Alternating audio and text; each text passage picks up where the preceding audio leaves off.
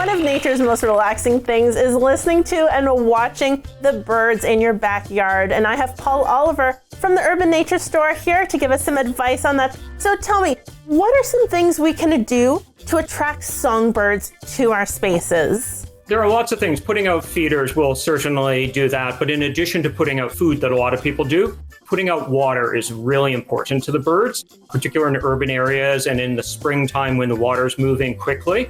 You want to put out water so that the birds can either bathe in it or drink from it. Try to fill about half of it with river stones so that the juvenile birds in the spring can easily enter and exit the bird bath. It allows for the big birds like the robins who like the belly flop in there to still have room, but the juveniles give that bit of safety with the deep water. What is the best time of year to put out bird feed? The springtime is actually really good because that's when the migratory birds are coming back. They're looking for new food sources. That's when the mommy birds are actually starting to lay their eggs for this season. And there's always a shortage of food in the springtime. What are some things we can do to attract hummingbirds to our outdoor spaces? Key to it is actually putting your feeder out early. A lot of people put it out a bit too late. In my area, north of Toronto, it's about the third week of April. You want to put it out.